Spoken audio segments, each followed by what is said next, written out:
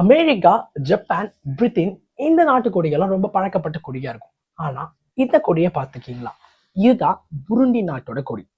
இந்த கொடியில இருக்க வண்ணங்களை பத்தி பார்க்கலாம். இதுல சிவப்பு, பச்சை, வெள்ளைன்னு 3 வண்ணங்கள் இருக்கு. இந்த சிவப்பு நிறம் விடுதலைக்காக வீரர்கள் சிந்திய ரத்தத்தை குறிக்குது. இந்த பச்சை நிறம் நம்பிக்கையும் வளர்ச்சியையும் குறிக்குது. இந்த வெள்ளை நிறம் இருக்கே, இது அமைதியை குறிக்குது. சரி, நடுவில் இருக்க அந்த வெள்ளை குறுக்கு வடிவம் எதுக்குங்க? இதுதான் நாடு முழுக்க உள்ள ஒற்றுமையை காட்டுது. பிறகு இந்த பிளாக்ல ஒரு 3 ஸ்டார்ஸ் இருக்கிறது தெரியும்.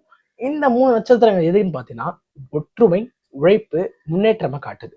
மேலும் இது இனங்களையும் குறிக்குது. என்னன்னு பார்த்தீங்கன்னா ஹுடு, டுட்சி, டவா அப்படின்ற 3 இனங்களை குறிக்கிறதா சொல்லப்படுது. ஸோ 1962 விடுதலை கிடைச்சி முதல்ல இந்த கொடியில மிருதங்கம் தான் இருந்துச்சு. இது ஒரு கலாச்சாரத்தோட அடையாளமா வச்சிருந்தாங்க. பட் 1966 குடியரசாக மாறினதுக்கு அப்புறமா அந்த இடத்துல நட்சத்திரம் இடம் பெற்றுச்சு. ஸோ இதுதான் புராண்டி கொடி. புராண்டி கொடியை பத்தி நீங்க என்ன நினைக்கிறீங்கன்றத கமெண்ட்ல சொல்லுங்க. மறக்காம இந்த மாதிரி நிறைய கண்டென்ட்டுக்கு உலகபீடியா சேனலை சப்ஸ்கிரைப் பண்ணுங்க.